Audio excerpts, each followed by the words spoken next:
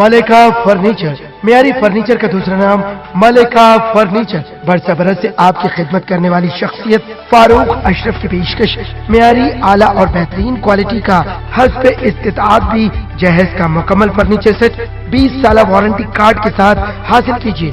मलिका furniture, रूबरू Walter hotel, Mughalpura, Hyderabad.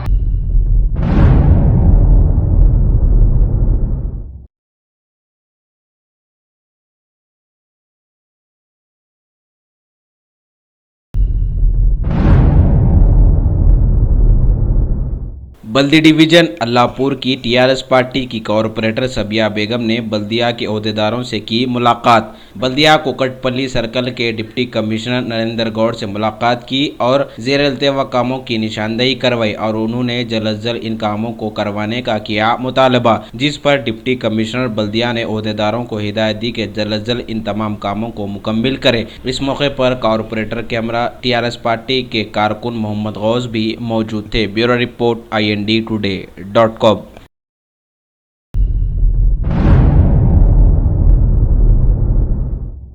जाली नोटों के साथ 2 नौजवान गिरफ्तार। रचाकुंडा SOT पुलिस ने कार्रवाई करते हुए 2 नौजवानों को गिरफ्तार कर लिया। इनके कब्जे से 6,20,000 रुपये के जाली नोटों को बरामद कर लिया। ये नौजवान बाजारों में रद्दोबदल करने की कोशिश कर रहे थे कि पुलिस ने इन्हें दबोच लिया। मजीद इस टोली में से एक मफरूर भी बताया गया। मजीद तहकीकात जारी है। Bureau report INDtoday.com।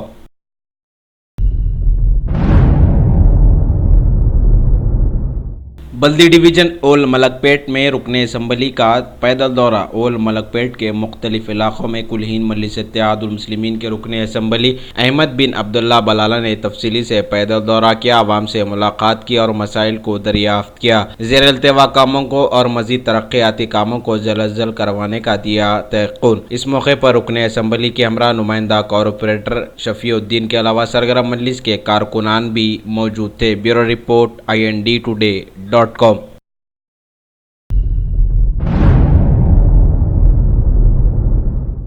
खुदकुशी की कोशिश को पुलिस ने किया नाकाम। मदनापेट इलाके की रहने वाली नौजवान लड़की 27 साला कौसर जो कि हुसन सागर में छलांग लगाने की कोशिश कर रही थी कि पुलिस ने नाकाम बना दिया। Bureau report INDtoday.com।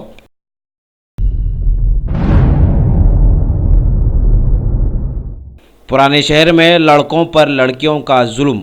ताज़ा वाक़या, एक नई दुल्हन अपनी एक शिकायत के साथ पुलिस से रुजू हुई और इसने इल्ज़ाम लगाया कि शौहर ने बच्चे होने के लिए अपने सगे चचा से ताल्लुकात कायम करने के लिए ज़बरदस्ती की है और इससे पहले भी इसी तरह का वाक़या भी मंजर आम पर आया था। ये तो हिम्मतवार लोगों की बात थी। ये इक्का दुक्का वाक़या सामने आए हैं क्योंकि पुराने शहर में ऐसे अनगिनत वाक़यात होंगे जिनकी इज्जत के डर से पर्दापोशी की जा रही है। इस वाक़े के बाद संतोष नगर पुलिस ने मुकदमा दर्ज करते हुए मुलजिमीन की तलाश शुरू कर दी। मीडिया से बातचीत करते हुए साउथ जोन के deputy commissioner of police V Satyanarayan ने बताया। Bureau report INDtoday.com।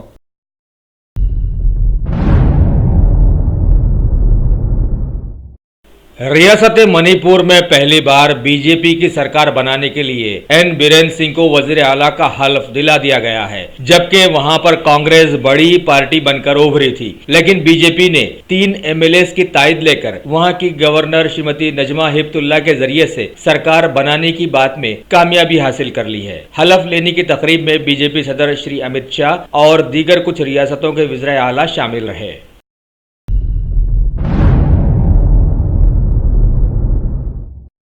गोवा में सबसे बड़ी पार्टी बनकर उभरने वाली कांग्रेस के हुकूमत बनाने के इद्दिआ को सुप्रीम कोर्ट ने खारिज कर दिया है। लिहाजा बीजेपी के साबिका वजीर दिफा श्री मनोहर पारेकर को वहां का वजीर आला के तौर पर हल्फ दिला दिया गया है। इस तरह से इन्होंने चौथी बार गोवा की कमान संभाली है। उनके साथ साथ 9 दीगर वज़ीरा को भी हल्फ दिलाया गया और उन्होंने बताया कि मजीद लोग अक्सरियत साबित करने के बाद शामिल किए जाएंगे। उन्होंने ये भी इद्दिआ किया कि उन्हें वहां के 22 MLAs की तायद हासिल है।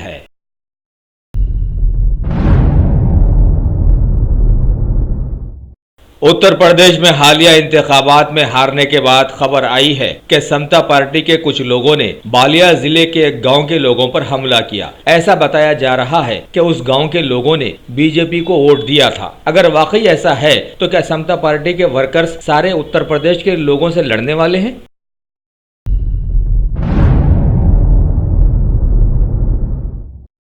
लोकसभा ने इंसदाद जायदाद कानून को अब मंजूरी दे दी है, जबकि राज्यसभा में ये पहले ही पास किया जा चुका था। इस कानून के तहत पाकिस्तान और चीन को चले जाने वाले लोगों की जायदादों से उनके दावेदारों को दूर कर दिया जा सकता है।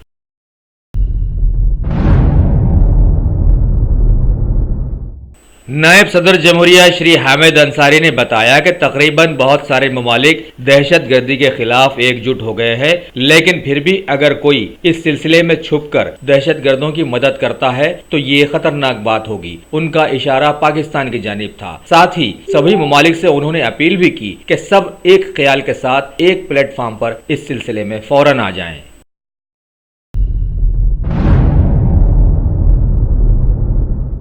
खबर है कि पड़ोसी मुल्क बांग्लादेश की वज़ीर आज़म शेख हसीना भारत के साथ अपने ताल्लुकात को और वसी करने के लिए 7 ता 10 अप्रैल के दौरान भारत का दौरा करने वाली है। वो तकरीबन 7 सालों बाद भारत का दौरा करेंगी और 8 अप्रैल को पीएम मोदी के साथ बातचीत में शामिल रहेंगी।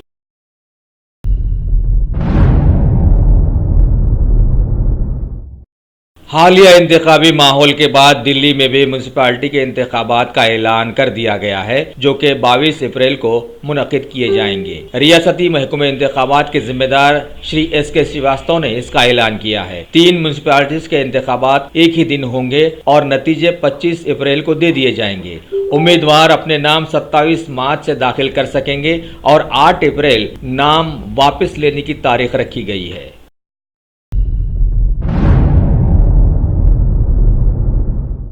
हालिया इंतखाबात में इलेक्ट्रॉनिक वोटिंग मशीन के मशकूक होने से दिल्ली के वज़ीर आला श्री अरविंद केजरीवाल ने महकमे इंतखाबात से म्यूनसिपालिटी इलेक्शन में बैलेट पेपर्स के लाने की गुजारिश की है, जबकि बीजेपी ने इस बात पर उंगली उठाई कि अगर केजरीवाल को EVM पर भरोसा नहीं है तो फिर से बैलेट पेपर से अपने इंतखाबात लड़ें। बहरहाल आम लोगों की बात इस बात से रही गई कि भारत जैसे गरीब मुल्क में इलेक्ट्रॉनिक वोटिंग मशीन से इंतखाबात क्यों।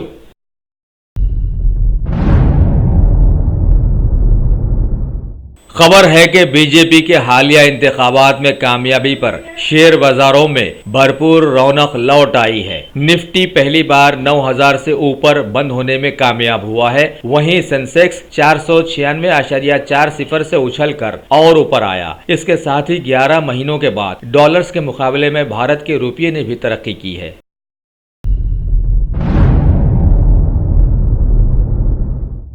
आज मुल्क में बैनुल-अक़वामी यौम हुकूक़ सारफीन मनाया जा रहा है। इस दिन को मनाने का मकसद ग्राहकों में उनके हक से रोशनास करवाना होता है।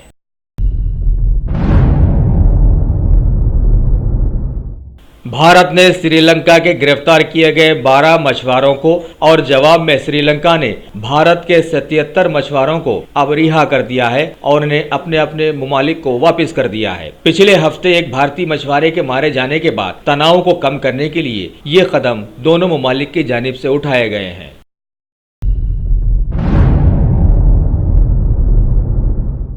अमेरिका के नए सदर श्री डोनाल्ड ट्रंप ने कहा है कि साल के इख्तिताम पर उनकी सालाना आमदनी जो कि $4 लाख पर मबनी है, यानी भारतीय रुपये के मुताबिक करीब 2 करोड़ 65 लाख रुपये, वो इस आमदनी को दान में दे देंगे। ये वादा उन्होंने इंतखाबात के दौरान लोगों से किया था और बताया कि कानूनी तौर पर वो माहाना सिर्फ $1 ही तनख्वाह के तौर पर लेंगे।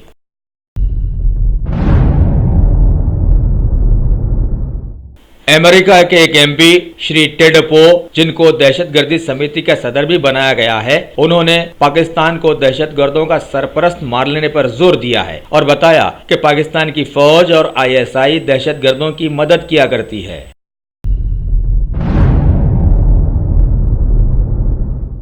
यूरोपीय यूनियन की सबसे बड़ी EU अदालत ने एक तारीखी फैसला देते हुए बताया कि कोई भी कंपनी अपने ओहदेदारों को इस्लामी लिबास पहनने से अब आगे से रोक सकती है।